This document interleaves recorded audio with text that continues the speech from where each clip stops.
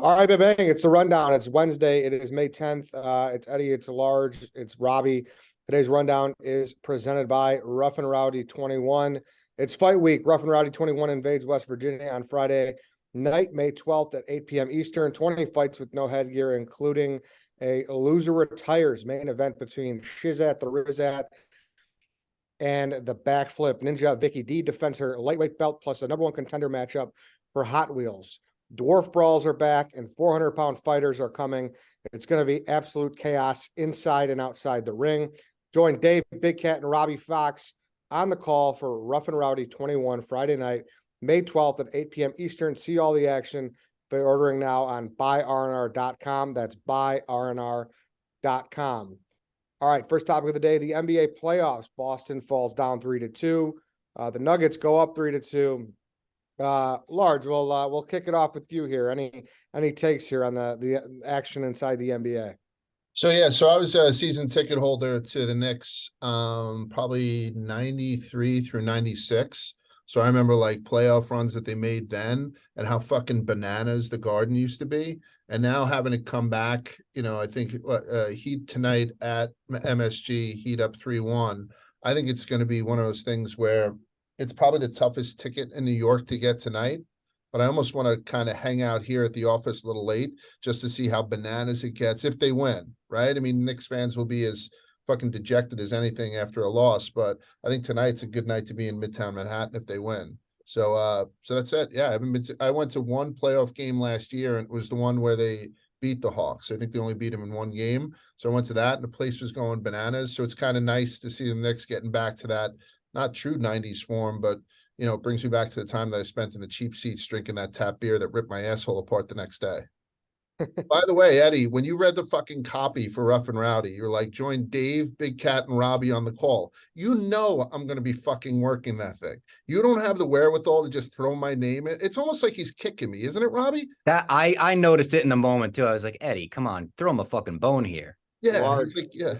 Large, I'm not lying to you. Your name did slide in to me to throw it in there, but then I didn't know for sure. So I was like, I don't want to stop this. I'm powering through, and in a separate way, this makes that a better ad read for Rough and Rowdy, you calling me out. So I was on top of it. You know what? I'm going to go one further. This is Rough and Rowdy 21. We were supposed to name it Barely Legal, but it didn't get past the censors. I challenge you to Rough and Rowdy 22 to defend my fucking honor for what you just did on the intro to the rundown. All right. Answer now. But I'll punch you so hard in the chest, your shoulders will clap. Do you think I care that you got reach on me or that you're gray? I don't give a fuck, dude. I'll knock that bald dome out. Let's go. Fucking go. Let's go. I apologize, though. No. Robbie, anything here on the NBA playoffs? I've been getting real into the Knicks. I love saying bing bong, so I've been getting real into them this playoff season. I've also been watching more playoff basketball than I generally watch. I think the Sixers-Boston series has been great, especially if you're in the Barstool office, because you just have all your friends going after each other. All the videos of Max reacting on the streams are great. Roan as well. I hope that series, I don't want to say I hope it ends with like a heartbreak on one. It's going to end with heartbreak on one side, I guess. That series at this point is probably going to decide the winner in my eyes, the winner of the NBA Finals this year. Yeah, I mean, the playoffs have been great. Even starting with the first round, that Kings Warriors series was fantastic, and it's really just carried over. Obviously, I'm a Jimmy Butler guy from his time with the Bulls. So but listen, I love my guy D Rose, and I love Tibbs too. So I'm not like they have the upper hand, but I don't really have a dog in the fight, so to speak. I don't at all, but in that series especially. So other than that, though, obviously with the whole thing with the Suns owner and Jokic, I loved that. Yeah, love the Suns owner taking a dive. He should have went all the way. We talked about on the stream, like go full neck brace, go everything when you come back. But like taking the dive, that's my dream. If I ever sit courtside, I'm taking a dive. Yeah, why not? Why not? So it's been good. And then obviously, like you said, the Celtics Sixers series has been great as a Barstool drama type thing too. So it's been fun. It's been one of my favorite NBA playoffs that I can remember in a while. So I'm sure it's just going to keep chugging. Second topic here, George Santos was arrested on federal charges. I mean, was this inevitable, Large? Yeah, like lying is not illegal for the most part. So, thank God, right? Because especially when we were dating. But like once you start doing the money laundering and the fraud and the theft of public funds, and that's the shit that you're lying about, that's when when it hits the fan. I was shocked that macrodosing got this guy just a couple of weeks ago. I mean, I was in the office then, we were filming Twisted or something, and I walked by the green room and I saw George Santos. Like it's one of those things where I've been, Chaps had wrote the blog about him today, and this guy is touched. And like I said, none of this is necessarily illegal. His ties to every hot button word in the past 10 years, and I know more than 10 years when he said the Holocaust, but then 20 years, 9/11. Pulse nightclub, he had people there and he didn't have people there, and so I think it's one of those things where the shit was bound to hit the fan. And I wonder just how much trouble he's going to get in, because this isn't like about him not going to where he said he went to college or prep school, or whether he ever worked for Goldman Sachs or anything like that. This is fucking fraud, right? These are federal criminal charges. So it looks like it's coming to an end for old Georgie boy. I mean, I'm being accused of being a thief. I'm not a thief. I've never stole anything in my life, right? I'm being accused of swindling a veteran for charitable donations. The check fraud thing, though, check fraud thing in Brazil. I mean, I feel like when you say like what you've been accused of and how it's been proven not to be true, the check fraud thing is still very much alive in Brazil, right? It's not. It's actually dwindling down and it's being dismissed. Robbie? Also, I think it was inevitable in terms of you lie that many times about that many different things. Like Large said, he hit literally every single topic you could possibly lie about. Yeah. You got to be doing some fraud. So when I saw this, like, am I surprised? Absolutely not. Like, this guy, of course he's going to prison. That being said, the video of him trying to walk away from reporters and walking straight into a dead end recently was one of the funniest things I've ever seen. He's like, get away from me, walks right into a brick wall. Yeah, that was great. He's got that that was almost a Rob Ford-esque camera debacle there. I don't think since the likes of Martin Shkreli has there been a guy that has been such a out there weird guy that everyone just can't get enough of, right?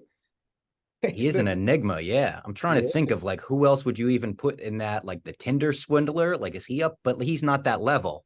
No, I don't think so yet. Right. Like there's, when you like break over, like a lot of people probably don't follow politics and they're probably, who the fuck is this guy on Long Island that's just lying out of his ass every 2 seconds? What if we got all of them together and had him do like a yak type show? You get George Santos, the Tinder swindler. You get Martin Shkreli. Yeah. Yeah, I think he's turned himself into a Saturday Night Live character, Yeah. So, and he's again, how did macrodosing get him? Like that's crazy. Lack of self-awareness to be on the podcast circuit when you have all this shit floating around. And I believe they had to say everything's on limits. They're like, nothing's off limits. I mean, this is the guy when he did macrodosing. But the people like this though, they believe their lies though, right? Yeah. I think I don't know if he does. Yeah, his mother died twice. Like, like that's the whole thing, right? Yeah, like I don't think he does. And it's just one of those things where, the web just gets deeper and deeper and you're lying. It's like having 2 families, right? Like you see all those stories about guys with separate families, just the depth and breadth of these fucking lies. It's astounding. I couldn't do it just because I couldn't remember everything that I lied about. And to his credit, he didn't even have to remember because he could just lie about something fresh again. My mother died. Oh, she died 6 months ago. Okay, she died again. Like even stuff like that, it didn't seem to bother him. He's just And his excuse about the Jewish comment, and he's like, no, I didn't say I was Jewish. I said I was Jew-ish. Like, bro, what do you? That's like, right. I think it was literally a stand-up joke in like Seth Meyers' recent special. Yes, exactly. Ish. Yeah. You don't think you could pull off 2 families, Large? I've tried, Eddie. I mean, I've tried. Every time it just blows up in my face, literally. No, that's a pull that off. By the way, the tuitions are killing me on the one family. So I can't fucking afford to. Yeah. That's true. I mean, imagine doubling down on Bama and you get like a parent trap. Oh, The McCarthy's are in the same frat or the same, frat and sorority, this brother and sister one. Be wild. That'd be wild. What would you do, Christmas Eve or Christmas Day with the McCarthy's? So that's a little bit different for me, Eddie, because Christmas Day is my birthday, December 25th, 1971, right? Yeah. So, so I have to spend it with the McCarthy's, right? I have to spend it with my mom. First gift I ever gave my mom for Christmas, 52 stitches in her ass. So she gets she gets me on Christmas Day. Yeah. Does she like that joke as much as No, you do? she does not. She does not watch the rundown. She does not watch the rundown. But yeah, it'd be a tough one to do. You know what? I would probably have a second family who's Jewish. That way I'd get the Hanukkah thing. That's the key. That's how you split it up. Spread it out a little bit. Yeah, like you would never do this, Large, but I think you're suave enough to pull this off. I think you could do it. You know what? I forgive you for not putting me in the front with the rough and rowdy thing earlier, Eddie. And I rescind my offer to fight you. And I extend that offer now to Clem, part of Team ZD. I'll keep it in Team ZD. I'd like to box his fucking ears too. Beautiful. Next topic here. Tucker Carlson announces that his new show will air on Twitter. Obviously got fired 2 weeks ago from Fox News. He announced it on Twitter yesterday. He says there's not many platforms left that allow free speech. The last big one remaining in the world, the only one, is Twitter. Robbie Fox, your thoughts? Obviously, Tucker's my boy. I love this guy. Been watching his show since I was little. No, I'm kidding. I don't know much about this at all, but you look at Elon and Tucker, it seems like either a match made in heaven or a match made in hell, depending on which side of the fence you're on. And I guess in a way, Twitter is now the Wild West again. You see it in replies. The For You page is fucking live leak every day. You watch murders and decapitations on your For You page, fights and stuff like that. I think this probably makes a lot of sense. That being said, how much is Twitter paying Tucker that he's not doing a Patreon type model? Because that seems like he would be the number one Patreon in a second. So I'm curious to see the financials of that. Is it a Joe Rogan type deal that Twitter is throwing at Tucker? It might be. Yeah, but Twitter was not paying its leases on some of its offices. It's not like they're all of a sudden cutting gigantic checks for Tucker Carlson, although it's excellent for Twitter. I don't know how he's getting paid. That's something I know it's a very old manish question. How do you get paid doing your show on Twitter? I don't even know I don't even know how I'm going to watch it. And again, I don't not watch Tucker. I watch him every now and again, particularly if he has a cool topic on, or I want to hear his, or it's a Francis type thing. But I can't fathom how it's going to be how he's going to be paid. And I need to know, because I think that's the way that we're going. Podcasts are going to the dinosaur. We're not doing any more podcasts necessarily here at Barstool unless it has some sort of, real legs to it for all intents and purposes. So I guess this is something that we should be doing. We should be doing, the rundown certainly on Twitter. Take it wherever the fuck it is and take it onto that. Twisted History going right onto Twitter, Dog Walk, My Mom's Basement. I guess that's just the way that it goes. Just somebody needs to explain to me how we make money doing it. I mean, that's the great point, Large, because you see this happening now, and we're going off the assumption that Elon did give Tucker something to make this move, because that's the only way it kind of adds up in my head. But this is what Spotify did. Like Robbie said, they got Rogan, they got Simmons, they got Alex Cooper. Why didn't Twitter do this a long time ago when they just started buying personalities, make them exclusive? They couldn't make money. It was a disaster. The stock was always tumbling. It just seems like something that Jack Dorsey and those guys should have done a while ago. And I think Tucker, by all accounts, seems like the perfect first person to do it, right? That's how you get users, and I'm sure they'll figure out a way to monetize them and a way he'll make money too.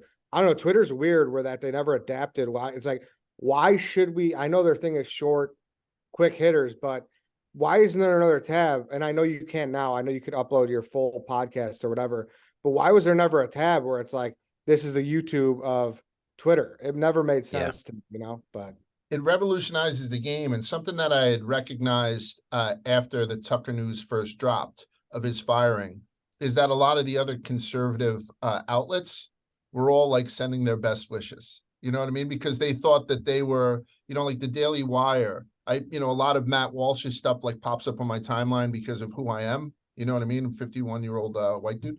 And, or Ben Shapiro, like you hear those guys. By the way, we wish Tucker the best of luck.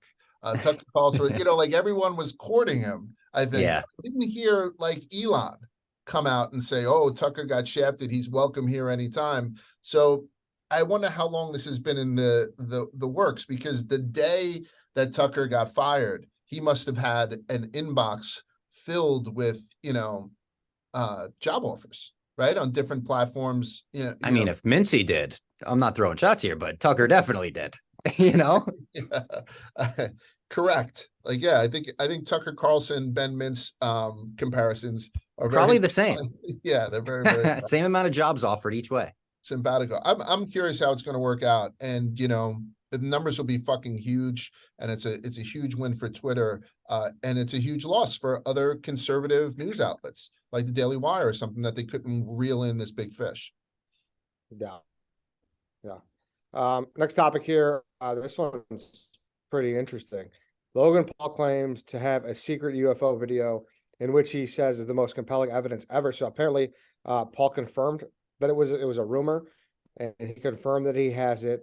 The rumor started on Joe Rogan when a UFO documentary filmmaker James Fox claimed that Logan had the footage, and allegedly Logan tried to purchase it from a guy from Nevada for $100K, but the man wouldn't sell. So Logan sneakily recorded the video, or this says Jake, one of the Pauls sneaky recorded it, and he says he's not afraid to release the footage. He's just waiting for the right time. Robbie. Interesting. I feel like you have footage like this, you rush to release it. I don't know if there's a right time to release alien footage ever.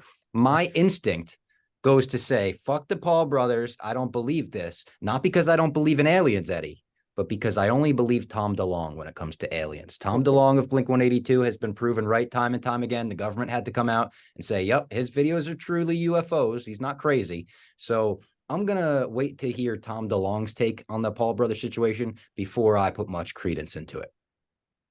I'm going to trump you, Robbie. And you're right. When is the right time? Is it the holidays? That's when you bust out the alien footage? The alien tape? Yeah. The attack from Mars? I don't know. Right. But I'm so beyond needing to have this proven to me, because I don't need to hear from a guy from Blink-182. Za had witnessed the alien landing when he was just a little guy. Littler guy. Sorry about that. And in Africa, and that was pretty well documented. He was you've heard the Za alien thing, a million times. So since the first time I heard it, how much I love Za, and it's breaking my fucking heart that he's moving to Chicago. I know. I don't. Everybody else can go. I don't give a shit. Eddie, can we get one trade in this? Can we get one return? I want Danny Conrad too. Yeah, we'll explore opportunities. I'll talk to Dan. We'll explore some opportunities. Let's look into a trade. I would love to get some of you guys in here. Would you think that Eddie and Za is a straight up trade? Or do we have to have considerations? Like, I don't know. They're both such good vibes, guys. They're both, you enter the room and you're like, oh yes, they're here. Like, you're happy that they're around, Right. And then Spider is leaving, which is breaking my heart. I know. You think Spider for Chief is a one-on-one? Is a one-for-one? Because Spider doesn't do as much, obviously, in content, except for the hottest new NASCAR podcast in the world, Roman's Racing. But he does so much else. Do you know what I mean? So even though Chief is much bigger on the content side, Spider's a Swiss Army knife. Yeah. Yeah. I'm planning on putting trader signs on everyone's desk that moves to Chicago. They're all traders. Yeah. Fuck them. Exactly. I don't think so. I think Za, he's a one of one. I think you guys would be getting ripped off me for Za, personally. Just being honest. Maybe send us a couple of JP Grazianos with you. Yeah. All right. I could sweeten the pot. I'll sweeten the fucking pot, Lars. Don't get me wrong. I'll try to make it worth it for you guys, but how great would that be if we met on like an airstrip and we made Za walk slowly away from us while Eddie's walking towards us with a case of Giardinera from JP Grazianos? You know what I mean? Sign me up. That'd be amazing. I don't like that they sneakily recorded this guy's footage. This footage means the world to someone like this. They're sitting on it. Granted, I don't want that person to, die or lose the footage and then we never see it, but something doesn't sit right when you. Well, yeah, why are they sitting on it? Yeah. That's what's fishy. Why sit on it? Are you afraid the government's going to come after you? Or like, why are you sitting on it? Yeah. Why didn't he take the 100K? Why didn't he take the 100 Yeah. now? And now you're in a situation where, as Logan is sitting for the right time, like you just missed out on 100 grand. You just got robbed. I mean, there seems to be a problem with what they had done as far as like taping this. I don't know, it's like a Santos thing, but I don't know where the legality lies. But now, if you're that guy, don't wait. You drop it and you steal Logan Paul's thunder.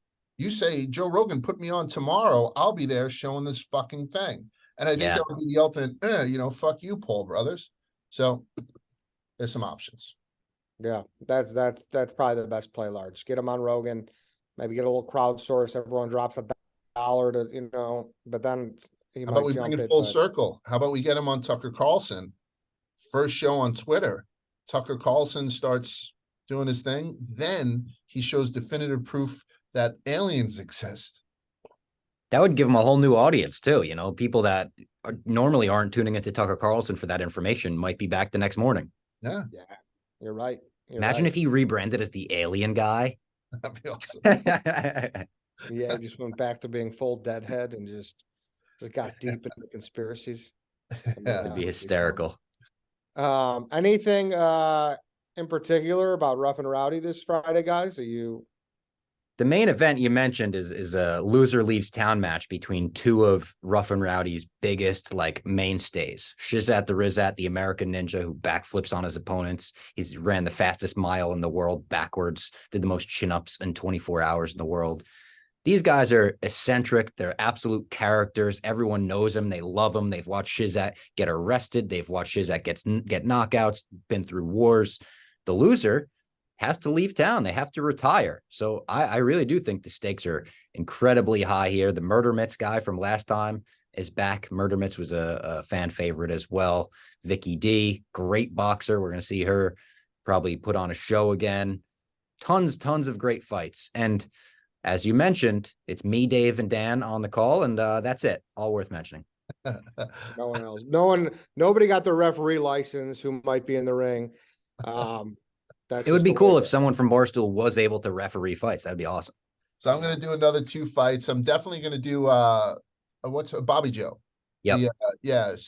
She's awesome. And she's really good, and her brother is too. Yeah, her brother's fighting. Eddie, these dwarves are from 4 generations of dwarf fighters.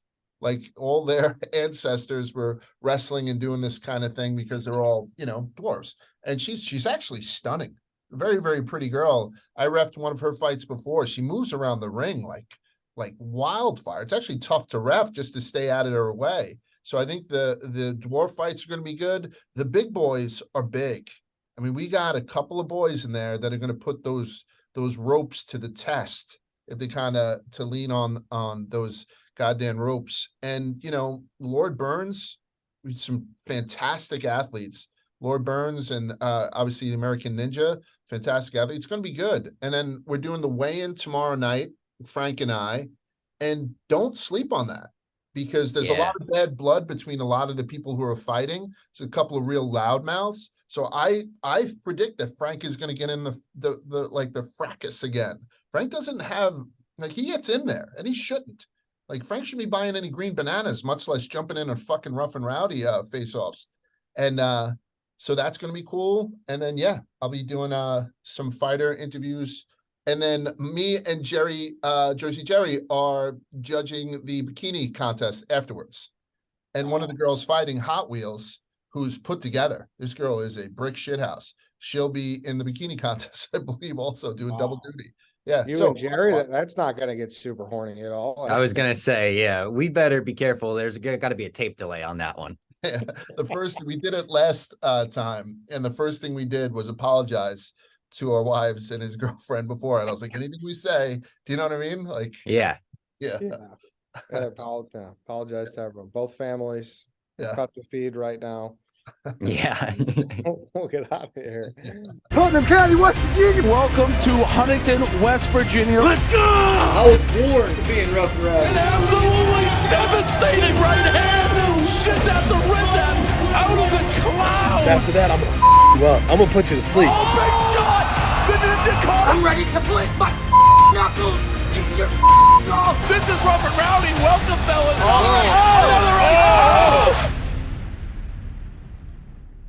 Anything else, guys? I know there was some little Barstool drama, a little controversy there, a little sass and Dave and selling out. Oh yeah. MSG. You think Dave could sell at MSG? You guys are New York guys. I personally do. I think if you did that one night of hate. Now Dave tweeted the conflict isn't even, I don't think the biggest conflict or obstacle is selling out MSG. It's letting or being able to rent it from Dolan. I don't think Dolan would ever allow Barstool to rent out a night of MSG. I also feel inclined to be a real champion for Dave can sell out MSG, because if he does sell out MSG, I'm going to pitch Pup Punk to open. And I think Pup Punk playing at MSG would be the greatest day of my life. A sold out crowd at MSG, Pup Punk opening. I mean, come on, tell me you wouldn't come to that show. Oh, That'd be absolutely. nice. Dave said on our podcast that he thinks he could sell out MSG. And I think so. I think there is legitimately no way. I disagree. Dude, there's like 7 comedians have sold out MSG. But you understand what he's doing. Yeah, he wants to do this like final goodbye. He wants to do the evening of hate. Yeah. He could sell it out. And you think, dude, people would have to fly into New York. Yeah, I think people would. Yeah, I think people because he's always said that he would, like, as he walks, he would like roast and like eviscerate everyone and all like the secrets and everything. It's so many people, dude. It's like 15 to 17,000. I bet a lot of people from Boston would just take the train down. Yeah. He absolutely 2 million followers on Twitter. He absolutely could. If he couldn't do like Billy Joel like a week at MSG, but if he's one evening of hate, MSG is so fucking big. I mean, I understand, but like there are that many Dave fans in the tri-state area. I think he could. he absolutely could. I think he's like MSG's 20,000 seats, I think, right? Like 18, I think, because of the Chase Bridge or whatever. Okay. I think he easily does it. I don't even think this is a debate. Like I was saying, can he sell out Giant Stadium? Like if we want to do some sort of outdoor extravaganza. That's 82,000? Yeah, so that's something where I'd be like, like, is there a conceivable way for Dave to sell out a giant football stadium? Like, and that's an argument, right? But I don't think there's an argument with this. I think 20 grand, especially watching the way these people show up, for the college game day stuff that we did, or anytime you travel with Dave to watch him just get mobbed. It used to be by dozens of people, and then it turned to hundreds, and now it's turned to thousands. So I think it's one of those things where MSG is very doable, very, very doable for Dave. You look at things that do MSG too, like years ago, I know Cody Rhodes, who's now in the WWE. He wasn't in the WWE at the time. He was working for an independent company called Ring of Honor. And someone said, could they ever sell out MSG? And this big wrestling journalist, Dave Meltzer, said, no, not a chance. So they said, fuck it, let's try. And they sold it out. Ring of Honor, New Japan Pro Wrestling sold out MSG. You guys probably have never heard of them. Yeah, I know, but I think like pricing's an issue. So the one-time thing works in Dave's favor. I think that the pricing thing, if it was at a price point that be accessible, particularly to college kids, no problems. As long as you don't outprice your fan base, like you do a Taylor Swift thing. Yeah, we see Dave doing that. Just Taylor Swift. We're like, fuck, you know what I mean? They showed up with their brick watches and having to pay $2,000 for a fucking ticket. Oh, there'd be so many emergency press conferences. It'd be fucking about ticket sales. They're on sale now, pre-sale. Listen, I hope it happens one day. I really do. I don't control the tickets. All the people thinking I do, you're morons. It would be Austin's fault somehow too. Yeah, exactly. Yeah, the people we have are business side idiots. But you get it. All right then, fellas. This was fun as always. Great time, Eddie. We'll see you at Rough and Rowdy. At least I will. Beautiful. All right, everybody. Buy rnr.com. Go check it out Friday night. That's it. That's the rundown.